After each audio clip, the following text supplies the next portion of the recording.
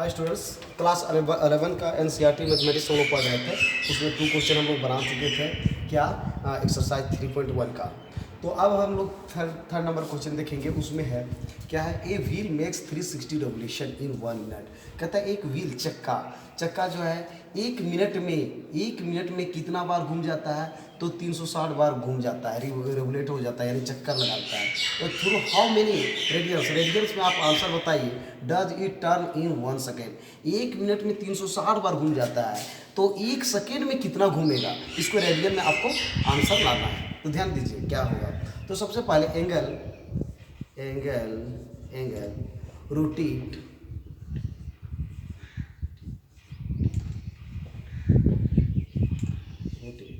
in 1 revolution, 1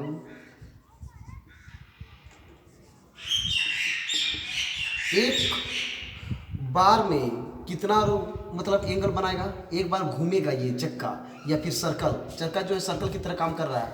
तो एक बार घूमने में कितना एंगल बनाएगा? तो 360 बनाएगा। यदि इसको हमको रेडियन में लिखना चाहते हैं तो 360 को हम लिखते हैं, 180 को लिखते हैं पाई।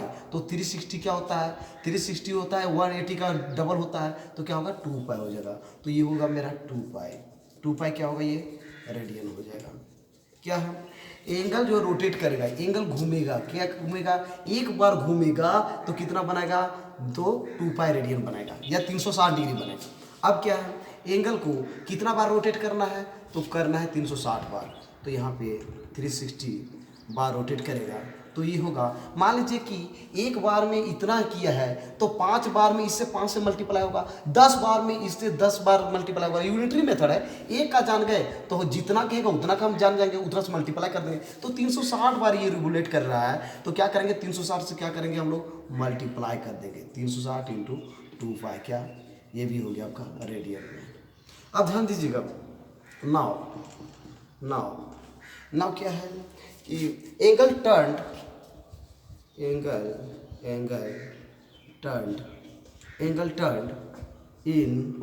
1 मिनट। ध्यान दीजिएगा, क्वेश्चन समझने की कोशिश कीजिए।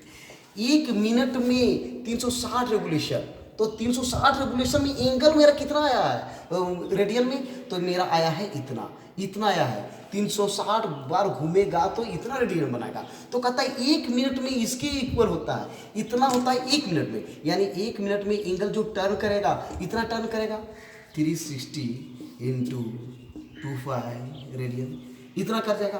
तो हमको पूछ रहा है 1 सेकेंड में। तो यहाँ पर ध्यान दीजिएगा कि 1 मिनट इक्वल टू जो होता है क्या होता है? 60 सेकेंड होता है, 60 सेकेंड। तो ये हो गया 360 इंटू 2 पाई रेडियन।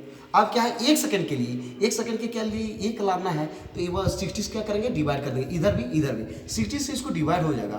तो क्या हो जाएगा जी? 60 से डिवाइड हो जाएगा तो हो जाएगा 1 सेकेंड।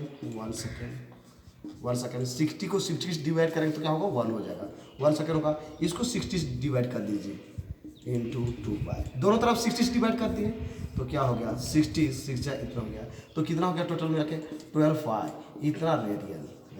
यानी कि 1 मिनट में ये जो है चक्का 360 बार घूमता है ना? 360 बार घूमता है तो इतना एंगल बनाता है। तो 1 सेकेंड में कितना एंगल बनाएगा? तो रेडियन में हो गया, कितना हो गया? 12 पाई रेडियन। ये हो गया आपका answer.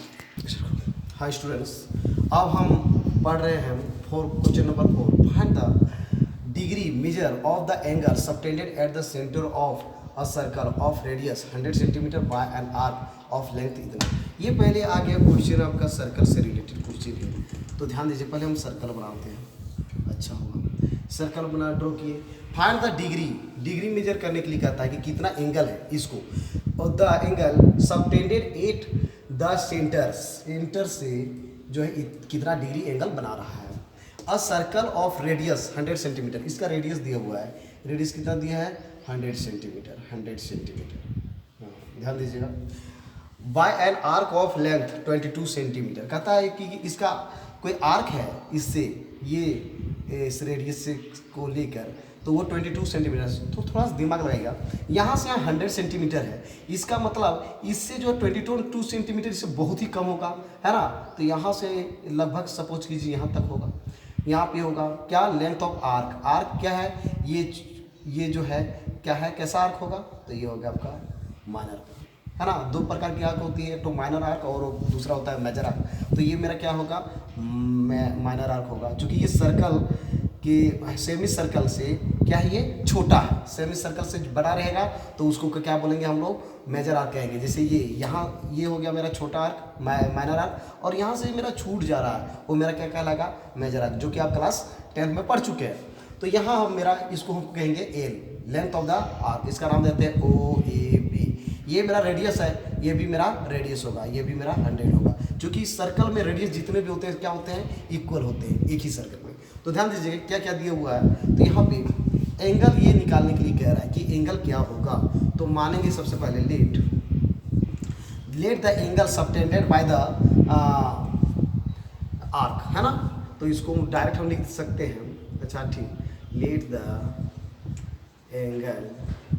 Angle be theta, theta मान लिया। अब क्या है, रेडियस ऑफ द सर्कल क्या कहलाएगा, आर, आर इक्वल टू कितना है, तो r equal to 100 centimetre, 100 centimetre. अब क्या है, तो ये इन length of the circle, length of the circle no, length of the arc, length of the arc देखिए कितना दिया है, 22 सेंटीमीटर, एल इक्वल टू दिया है 22 सेंटीमीटर। अब है अकॉर्डिंग टू फार्मूला हम बात करते हैं, अकॉर्डिंग टू फार्मूला, क्लास 10 में आप पढ़ चुके हैं, क्या आप पढ़ चुके हैं, एक फार्मूला बताया गया था, length of the arc equal to l, that means l equal to 2 pi r theta by 360 degree. इसको इस तरह से आप भी पढ़े होंगे, क्या पढ़ेंगे, r theta into pi by क्या है 180 डिग्री। क्यों, 2 से कटेंगे तो क्या होगा, 180 होगा। और ये जो है हम कह रहे हैं कि इसलिए इसको किया गया क्योंकि इसका रिलेशन है पाई बाय 180, इसको रेडियन में चेंज किया जाता है, ठीक है, इसलिए दोनों को साथ में रखा जाता है। ये स्टैंडर्ड फॉर्म है, एनसीईआरटी फॉर्म। तो ऐसा भी हम बोल सकते हैं, या फिर दोनों को जो है समय पर हम l equal to r theta भी लिखते हैं। ये बताएंगे कि कब लिखते हैं, क्यों लिखते हैं। अभी फिलहाल जो है 10th के अनुसार हम बना के निकलते हैं, 10th में जो हम पढ़े हैं उसके अनुसार। तो ये length of arc equal to क्या होता है, एल इक्वल टू क्या होता है, r theta pi by 180 degree. इसको हम ऐसे बोल सकते हैं, r theta 2 pi by 180 degree. अब क्या है, एल का वैल्यू देखिए कितना दिया हुआ है, 22 सेंटीमीटर है। आर का वैल्यू 100 है। थीटा का वैल्यू हमको दिया नहीं है, थीटा ही रख दीजिए। उसके बाद ये पाई का वैल्यू कुछ नहीं है, तो 22 बाय क्या होगा 7 होगा। 180 नीचे है तो नीचे दीजिए 180। अब क्या करेंगे, हम क्रॉस मल्टीप्लिकेशन करते हैं पहले। क्या होगा, 22 into 7 into 100 equal to 100 into theta, वो 100 नहीं है, 7 इंटू 1 180 है, 180, ये हो गया 180। अब क्या है, 100 इंटू थीटा इंटू हो गया 22। अब क्या है इसमें, ये क्या है कि जिसका वैल्यू हमको निकालना है उसको लेफ्ट साइड में लिखते हैं, इसको वैल्यू चाहिए हमको।